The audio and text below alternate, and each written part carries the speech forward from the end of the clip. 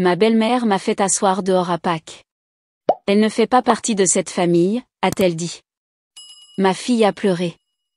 Ensuite, un homme en uniforme est entré et a dit, en réalité, elle est la propriétaire de cette maison. Ils ont laissé tomber leurs assiettes. Le dimanche de Pâques s'est levé chaud et clair, mais rien de ce jour ne semblait léger.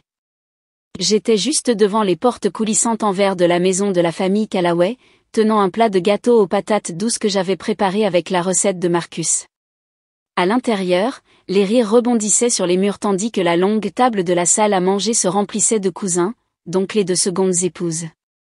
Ma fille, Bella, avait déjà couru à l'intérieur, serrant contre elle le lapin rose avec lequel elle dormait depuis la mort de son père.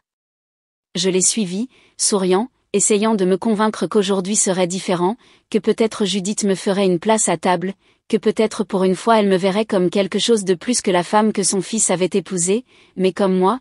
Mais quand je suis entrée dans la salle à manger, Judith s'est tournée vers moi, ses yeux froids et toujours calculateurs, se sont posés d'abord sur le plat de gâteau, puis sur moi. Tu peux mettre ça dans la cuisine, a-t-elle dit, son ton était désinvolte, comme quelqu'un donnant un ordre à une serveuse. J'ai hésité. Où dois-je m'asseoir? Elle a haussé un sourcil. Nous sommes au complet à table. J'ai regardé autour de moi, il y avait clairement des chaises vides, 2 en fait. Elle m'a vu m'en rendre compte. Les lèvres de Judith se sont courbées en un sourire qui n'atteignait pas ses yeux. Tu peux t'asseoir sur le porche. C'est une journée charmante. Je n'ai rien dit au début, non pas parce que je n'avais rien à dire, mais parce que je savais que rien de tout cela n'aurait d'importance. Bella était debout au bout de la table à côté de son cousin, me regardait. Maman, a-t-elle demandé, sa voix trop faible pour la pièce. Pourquoi tu ne peux pas t'asseoir avec nous? La pièce s'est tue. Judith s'est tournée vers elle avec le même sourire forcé. Parce que, a-t-elle dit clairement, assez fort pour que tout le monde l'entende, elle ne fait pas partie de cette famille. Cela a frappé comme une gifle, pas seulement les mots, mais la façon dont personne n'était en désaccord. Les assiettes ont teinté, quelqu'un s'est éclairci la gorge, la sœur de Marcus a baissé les yeux sur ses genoux. Le visage de Bella s'est crispé, elle a commencé à pleurer, ses petites mains agrippant le dossier d'une chaise. J'ai fait un pas en avant, mais Judith s'est interposée entre nous. Tu fais une scène, a-t-elle sifflé à voix basse. C'est un repas de famille. Va t'asseoir dehors avant que tu ne gâches tout pour tout le monde. Je voulais crier, au lieu de cela, je me suis agenouillée à la hauteur de Bella et j'ai essuyé ses joues. Ça va, chérie, ai-je murmuré. Je serai juste dehors, on fera notre propre petite fête après. D'accord, a-t-elle hoché la tête, en sanglotant. Sa petite voix tremblait. Je veux manger avec toi. Et puis est arrivé le son que personne n'attendait, la porte d'entrée s'est ouverte, lourdement et délibérément. Une paire de bottes a résonné dans le couloir. Chaque conversation s'est arrêtée. L'officier Tomanelli, en uniforme complet, est entré dans la salle à manger. Il tenait un dossier dans une main et une expression sur son visage que je n'avais pas vue depuis des années, sérieuse, calme et déterminée. Judith a reculé, en clignant des yeux. Thomas, qu'est-ce que tu fais ici? Il a fait un signe de tête poli, mais ne lui a pas répondu, au lieu de cela, il s'est tourné vers moi. Alina, a-t-il dit, assez fort pour que toute la pièce l'entende, veux-tu faire ça maintenant? Je me suis redressée. Oui, s'il te plaît. Il a ouvert le dossier et a sorti une épaisse pile de papier. Cette maison, a-t-il dit, en regardant autour de lui, n'est plus au nom de Judith Callaway. Marcus Callaway a transféré la propriété totale à sa femme, Alina Rivera, 2 semaines avant sa mort. On pouvait sentir l'air disparaître de la pièce. Il a laissé cette maison à elle et à sa fille, pour s'assurer qu'elle n'aurait jamais à mendier une place à leur propre table. Une fourchette est tombée au sol, puis une assiette, puis une autre. Chaque visage dans la pièce s'est tourné vers moi, mais je ne les ai pas regardés. J'ai regardé Bella, elle a souri à travers ses larmes, et j'ai finalement dépassé Judith et pris ma place. Après la mort de Marcus, tout a semblé s'effondrer au ralenti. La maison que nous louions a été vendue 2 mois plus tard. Le propriétaire s'est excusé, comme si cela faisait une différence. Mon emploi du temps à l'hôpital a été réduit lorsque des changements budgétaires ont coupé notre unité. Bella venait d'avoir 5 ans. Je me souviens avoir tenu son petit sac à dos alors qu'elle dormait sur le canapé, me demandant comment j'allais lui expliquer que nous n'avions plus de maison. C'est alors que Judith nous a offert une chambre dans sa maison. Nous prendrons soin de vous, avait-elle dit, debout sur le porche avec ce chemisier crème repassé qu'elle portait toujours le dimanche. C'est ce que Marcus aurait voulu. À ce moment-là, je voulais la croire. J'étais trop fatiguée pour remettre ça en question. Nous avons emménagé dans la chambre d'amis à l'étage, un lit, un placard, une salle de bain partagée avec une serrure cassée. Judith a clairement indiqué dès le début que nous étions des invités. Ce mot résonnait dans tout ce qu'elle faisait. Elle étiquetait la nourriture dans le réfrigérateur, réarrangeait nos vêtements sur l'étendoir, corrigeait la façon dont je pliais les serviettes. Elle n'a jamais élevé la voix, n'a jamais claqué une porte, mais chaque regard, chaque respiration, chaque sourire passif-agressif me rappelait que je n'étais pas à ma place. Marcus avait été la colle. Il était bruyant là où j'étais silencieuse, chaleureux là où j'étais réservée. Il savait comment naviguer dans les humeurs de sa mère, comment changer de sujet quand elle commençait à critiquer mon éducation ou la façon dont j'habillais Bella. Je l'observais souvent de l'autre côté de la pièce et je pensais, Dieu, il fait en sorte que tout cela paraisse si facile. Sans lui, je n'étais qu'une autre présence indésirable. Au début, j'ai essayé de faire la paix. J'ai gardé les choses propres, je me suis portée volontaire pour cuisiner, j'ai pris des quarts de nuit pour éviter d'être trop à la maison, mais cela n'a pas d'importance. Judith trouvait toujours un moyen de me rappeler que je ne faisais pas partie de sa famille. Il y a eu des moments qui m'ont usé lentement, la fois où Bella a rapporté à la maison une carte de fête des mères faite à la main et Judith a dit qu'elle avait probablement l'intention de la donner à sa maîtresse, pas à toi, ou le matin de Noël où elle a donné à Bella un nouveau vélo, mais m'a remis une tasse offerte avec de la peinture écaillée, ou quand j'ai essayé d'accrocher une photo de Marcus et moi dans le couloir et je l'ai trouvée dans la boîte de don le lendemain. Malgré tout, je me suis dit que je devais être forte pour Bella. Bella adorait sa grand-mère comme le font les jeunes enfants, quand ils ne voient pas encore les courants sous-jacents. Elle se blottissait sur les genoux de Judith pour écouter des histoires et courait vers elle avec les genoux écorchés. Je ne l'ai jamais arrêtée, je ne voulais pas que Bella perde plus de famille. Mais même à 7 ans, elle pouvait le sentir. Une fois, elle m'a demandé, « Grand-mère aimait papa plus que toi ?» J'ai juste souri et les bordé. Que pouvais-je dire? Je ne voulais pas me battre, je voulais la paix, je voulais un toit au-dessus de la tête de ma fille, je voulais la stabilité, je voulais croire que la cruauté de Judith n'était que de la douleur avec un masque différent. Mais au fond, je savais que ce n'était pas le cas. Elle n'aimait pas que Marcus épouse quelqu'un comme moi. Elle ne l'a jamais dit directement, mais je n'avais pas besoin d'entendre les mots. Les pics étaient subtils mais aigus, sur mon accent, bien que je sois née en Géorgie, sur mes compétences sociales, quand je ne riais pas aux bonnes blagues, sur le fait que certaines femmes se précipitent vers la maternité avant d'être prêtes. Et je savais qu'elle détestait que Marcus quitte l'armée et reste à la maison pendant la première année de Bella au lieu de continuer son ascension. Judith avait des plans pour lui, j'étais la déviation. Alors Pâques. Pâques était censé être ma branche d'olivier. J'ai sorti la vieille boîte de recettes de Marcus la veille au soir et j'ai cuisiné ses plats préférés, des patates douces confites, des carottes rôties à l'érable, une farce au pain de maïs à la sauge. Bella a aidé, elle portait son petit tablier et a dit, « Papa serait fier de nous. » Je pensais que peut-être, juste peut-être, apparaître ainsi, en participant, en donnant, en honorant Marcus permettrait à Judith de me voir comme quelque chose de plus qu'une obligation.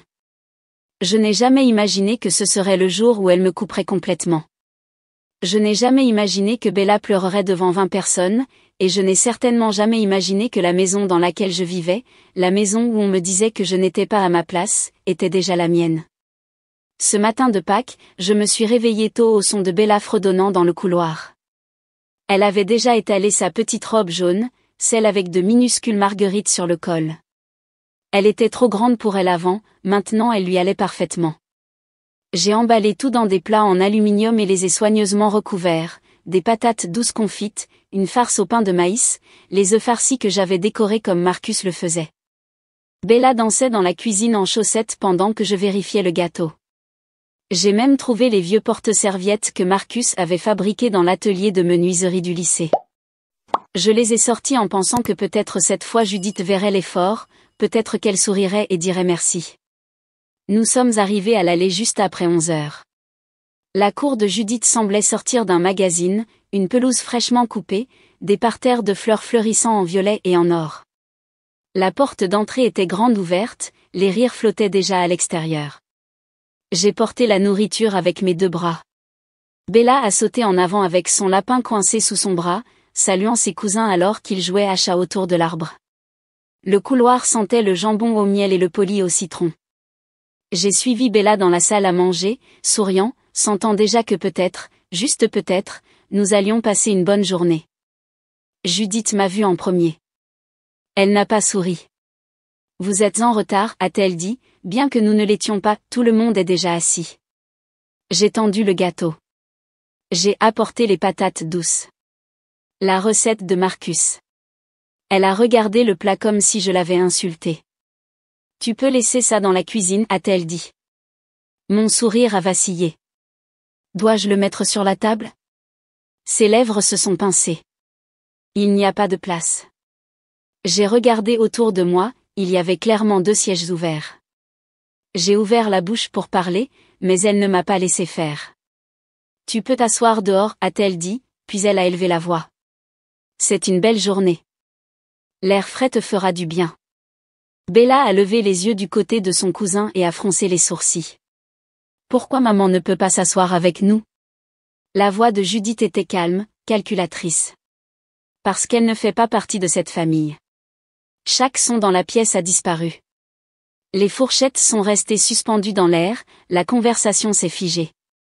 Mon cœur battait contre mes côtes si fort que je pensais qu'il pouvait l'entendre. J'ai regardé Judith, souhaitant qu'elle se rétracte, qu'elle dise qu'elle plaisantait ou que je n'avais pas compris, mais elle n'a pas cligné des yeux, elle avait l'air fière. Je me suis penchée à la hauteur de Bella. Ça va, chérie, je serai juste dehors. D'accord. Les yeux de Bella se sont remplis de larmes. Je veux que tu t'assoies avec moi. Je sais, chérie, ai-je dit, en embrassant son front. Je sais. Judith a croisé les bras. Ne commence pas de drame, Alina. C'est un jour férié. Je me suis levée, mes mains tremblaient, mais j'ai refusé de pleurer, pas devant elle, pas devant des gens qui regardaient ailleurs pendant qu'elle me démolissait en plein jour. Je suis sortie sur le porche et me suis assise sur la chaise en osier sur laquelle Marcus et moi avions l'habitude de nous asseoir quand Bella était bébé. Je pouvais encore entendre l'écho de ses rires de bébé, la façon dont Marcus avait l'habitude de la lever vers les carillons éoliens et de la faire rire. De l'intérieur, le tintement des assiettes et des couverts a repris. La voix de Judith s'est élevée au-dessus des autres, joyeuse et brillante, comme si rien ne s'était passé. Je me suis assise là seule, en regardant le plat de nourriture que personne ne toucherait. Et c'est alors que le courrier m'a renvoyé la lettre. Une semaine auparavant, je l'avais trouvée dans la boîte à souvenirs de Bella, une enveloppe scellée avec mon nom écrit de la main de Marcus. Elle avait été donnée à l'officier Thomas Nelly, un ami de la famille, avec l'instruction de la remettre un an après la mort de Marcus. L'enveloppe avait été là tout le temps, coincée entre les dessins de Bella et les anciens bulletins scolaires. À l'intérieur, il y avait un transfert de propriété. Marcus m'avait cédé la propriété totale de la maison. Les documents étaient définitifs, légaux, classés, signés. Il l'avait fait sans le dire à personne, pas même à Judith. La lettre disait « Je connais ma mère. Si quelque chose m'arrive, je veux que toi et Bella soyez en sécurité, que vous n'ayez jamais l'impression de devoir mendier une place.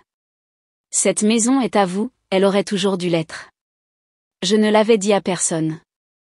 Je ne savais pas quoi faire avec ce genre de pouvoir. Mais assise sur ce porche, écoutant Bella pleurer à l'intérieur pendant que Judith tranche le jambon comme si rien ne s'était passé, j'ai su ce que je devais faire. Je me suis levée et j'ai sorti mon téléphone. J'ai composé le numéro de la lettre. Officier Nelly, ai-je dit. Êtes-vous libre cet après-midi? Sa voix était ferme. Je suis toujours libre pour la famille de Marcus. Bien, ai-je dit, parce que je suis prête. Je me suis assise sur le porche pendant longtemps après cet appel. Les oiseaux continuaient de chanter comme si rien ne s'était passé, le vent jouait doucement avec l'ourlet de ma robe. J'ai regardé le plat de nourriture intact assis à côté de moi et j'ai pensé au nombre de fois où j'avais ravalé ma fierté pour maintenir la paix, au nombre de fois où je m'étais dit que me mordre la langue était la chose mature, la chose forte, la chose pour Bella. Mais ce jour-là, il ne s'agissait plus de force, il s'agissait de dignité. À l'intérieur, je pouvais encore entendre Bella pleurer, et je savais que ce n'était pas seulement à propos de moi, ça ne l'avait jamais été.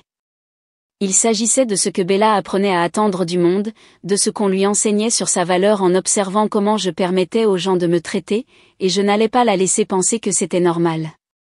J'ai relevé mon téléphone juste pour m'assurer que je n'avais pas imaginé la conversation précédente. J'ai ouvert l'application de dossier où j'avais scanné l'acte que Marcus avait laissé, sa signature était toujours là en bas, propre, ferme, indubitablement la sienne. Je pouvais pratiquement entendre sa voix dans ma tête, « Je ne suis plus là, alors je dois m'assurer que tu es protégé. » Quand l'officier Nelly est arrivé, il a frappé doucement. Il n'était pas encore en uniforme complet, juste une veste et un jean. Il a regardé autour de lui avec prudence, comme s'il savait déjà dans quel genre de feu il entrait. « Êtes-vous sûr que vous êtes prête à faire ça aujourd'hui ?» a-t-il demandé, en tenant le dossier sous son bras. « Oui, ai-je dit.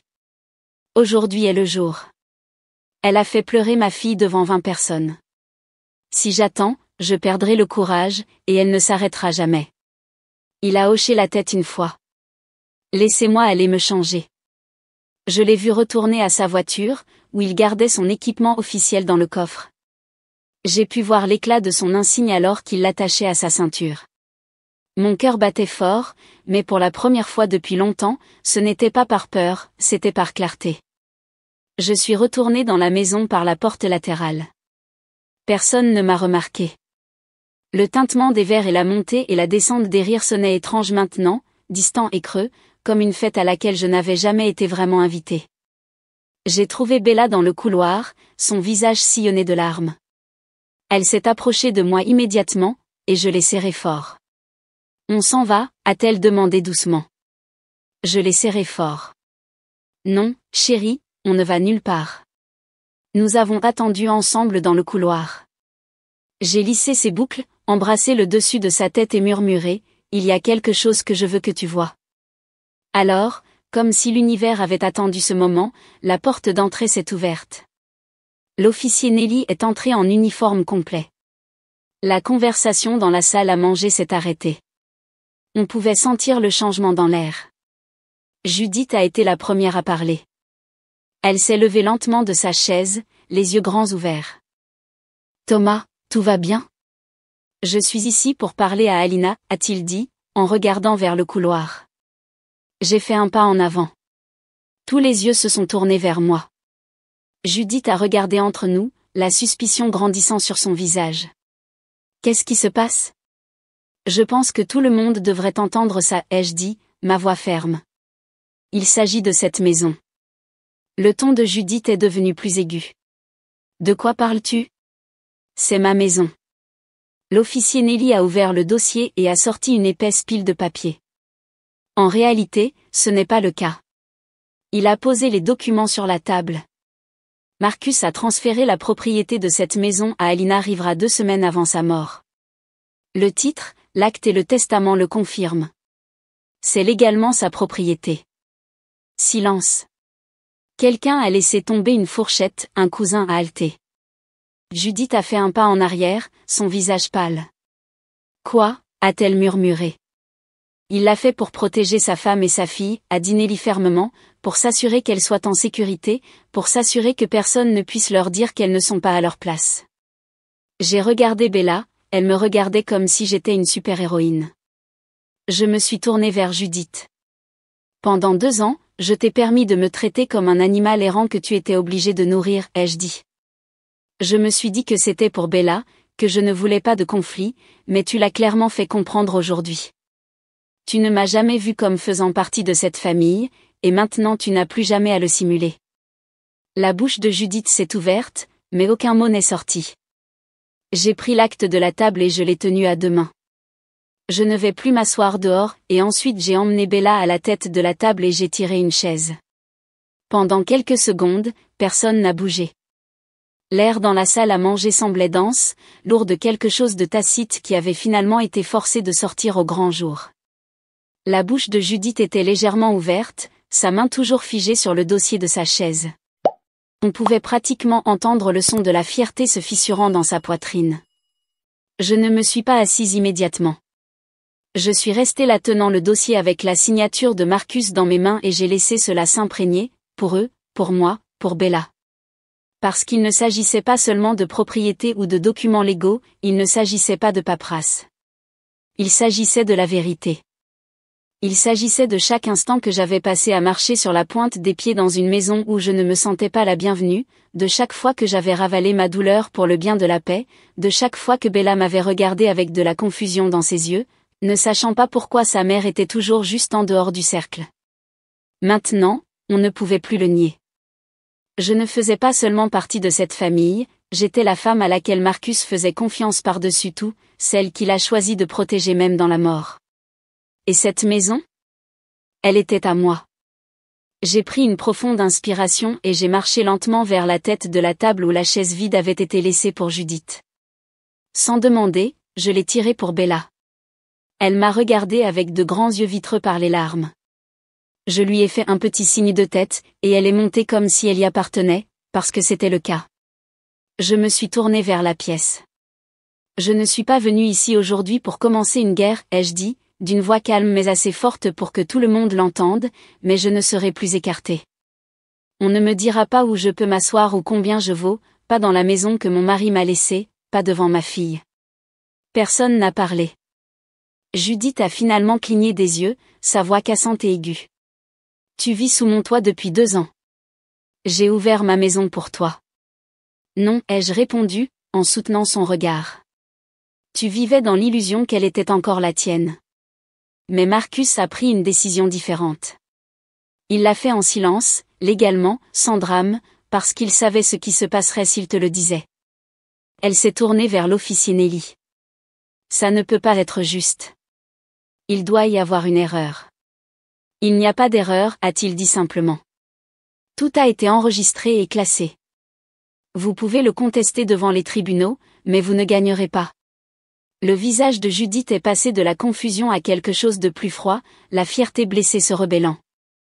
Alors c'est ça ton plan? M'humilier? Me faire honte devant ma propre famille? Non, ai-je dit. Tu l'as fait toi-même quand tu as dit à une femme en deuil qu'elle n'était pas à sa place. Tu as fait ça quand tu as fait pleurer une fille à une table de jour férié. Je dis juste la vérité. Derrière elle, Lynn, la sœur de Marcus, s'est levée lentement et s'est approchée de moi. Elle avait toujours été silencieuse, ne prenant jamais vraiment parti, mais maintenant ses yeux étaient humides. Je ne le savais pas, a-t-elle murmuré. Je suis désolée. J'ai hoché la tête. Merci. Le reste de la pièce était silencieux. On pouvait sentir le poids de cela, la honte, l'incrédulité, la prise de conscience que quelque chose de profond avait changé en permanence. Alors est arrivé le son qui a marqué la fin de l'ancien ordre. Judith a poussé sa chaise en arrière trop vite, elle a raclé contre le bois dur. Elle a pris son sac à main, ses clés et a quitté la pièce sans dire un mot de plus. Et puis le deuxième son, la porte d'entrée s'est refermée avec fracas. L'officier Nelly m'a regardé et a hoché légèrement la tête, comme un soldat accomplissant sa mission.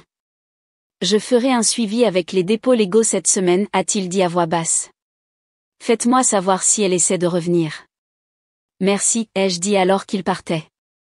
L'énergie dans la pièce a lentement commencé à changer, comme si quelqu'un avait finalement ouvert une fenêtre après des années d'air vicié. Je me suis assise à côté de Bella, et elle s'est appuyée contre moi, sa tête sur mon bras. Maintenant, on a tes patates douces, a-t-elle murmuré. J'ai souri pour la première fois de la journée. Bien sûr que oui. Je me suis levée et suis allée dans la cuisine en portant le plat qui était resté intact. Je l'ai rapporté et l'ai placé sur la table comme si c'était la pièce maîtresse. Les gens ont commencé à le faire passer, lentement au début, puis avec une conversation silencieuse qui reprenait. Un petit cousin a attrapé une cuillère. La tante de Marcus a fait l'éloge de l'assaisonnement. La pièce s'est dégelée peu à peu, et pour la première fois depuis des années, je l'ai senti aussi, la chaleur, l'appartenance, la paix. Dans les jours qui ont suivi, la maison s'est sentie différente. Ce n'était pas seulement l'absence des pas de Judith ou de ses soupirs passifs-agressifs résonnant dans les couloirs, c'était le calme, le type de calme qui ne vous tend pas mais vous permet d'expirer. Pour la première fois depuis la mort de Marcus, je me suis sentie en sécurité dans mon propre espace. Je n'avais pas à marcher sur la pointe des pieds dans la cuisine, je n'avais pas à justifier ma présence dans une maison qui m'appartenait déjà. Et Bella ? Elle l'a remarqué aussi. Elle a souri plus, dormi plus profondément, s'est réveillée en fredonnant de nouveau. Nous avons enlevé les rideaux à fleurs de Judith et laissé la lumière du soleil inonder. Nous avons emballé ses figurines en verre et rempli les étagères avec les dessins de Bella, des livres d'images et quelques photos de Marcus et moi de nos premières années, celles que Judith disait être trop décontractées pour être exposées. J'ai même remis les photos qu'elle avait essayé de jeter, la nôtre tenant Bella à l'hôpital, épuisé et heureux et complètement inconscient de tout ce que la vie nous lancerait. C'était bien, finalement. Judith n'est pas revenue, pas même pour récupérer ses affaires.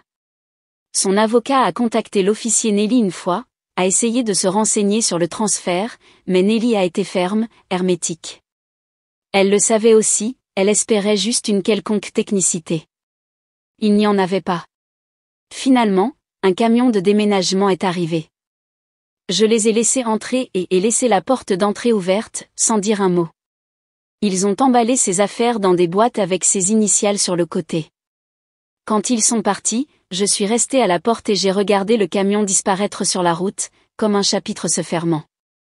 Ce soir-là, je me suis assise sur le canapé pendant que Bella jouait sur le sol. Elle faisait un dîner de Pâques imaginaire avec ses poupées.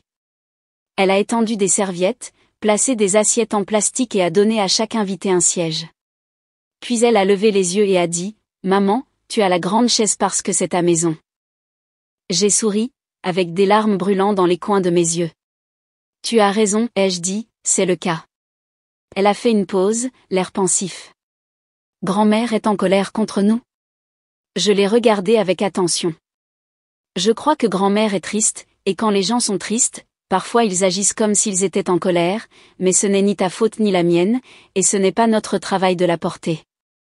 Elle a hoché la tête lentement comme si elle absorbait quelque chose de plus lourd que son âge ne pourrait l'expliquer. Puis elle a pris son lapin, lui a donné un baiser et est retournée à arranger la table.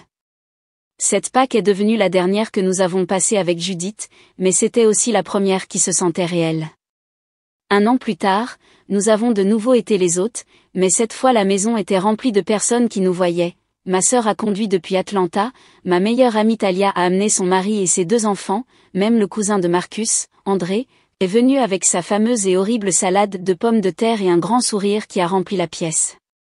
Et quand Bella a fait passer ses cartes de placement faites à la maison avec des paillettes et des autocollants, elle m'en a donné une qui disait « Reine de la maison ». Tout le monde a ri, mais j'ai senti ce titre au plus profond de ma poitrine parce que j'avais appris quelque chose d'important.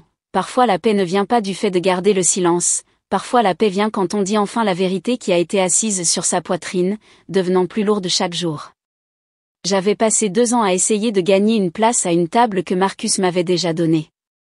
J'ai continué à essayer de faire mes preuves à des personnes qui ont décidé il y a longtemps qu'elles ne voulaient pas me voir. Mais le fait est que, l'appartenance n'est pas quelque chose que l'on gagne en étant plus petit, c'est quelque chose que l'on revendique en se tenant droit. Et Marcus le savait. C'est pourquoi il m'a laissé la maison. Il savait que sa mère essaierait de m'effacer, mais il savait aussi que je ne la laisserais pas faire. Et maintenant, chaque mur que je repeins, chaque coin que je nettoie, chaque rire qui remplit cette maison, tout cela ressemble à un hommage à la vie que nous étions en train de construire avant que tout ne change, à la vie que je construis encore avec Bella chaque jour. Cette maison n'est pas seulement où nous vivons, c'est là où nous guérissons, là où nous nous défendons, là où nous choisissons d'arrêter de survivre et de commencer à vivre. Si cette histoire vous a touché ou vous a fait penser à la force silencieuse que nous portons juste pour survivre certains jours comme la vidéo, cela signifie plus que vous ne le savez. Si on vous a déjà fait sentir que vous n'êtes pas à votre place dans votre propre vie, votre propre famille, votre propre peau, partagez cette histoire. Quelqu'un là-bas a besoin de l'entendre aujourd'hui.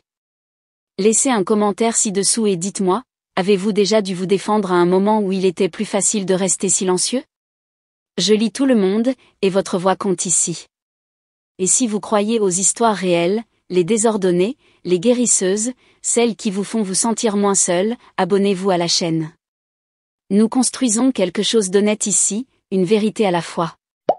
Merci d'avoir écouté. Nous parlerons de nouveau bientôt.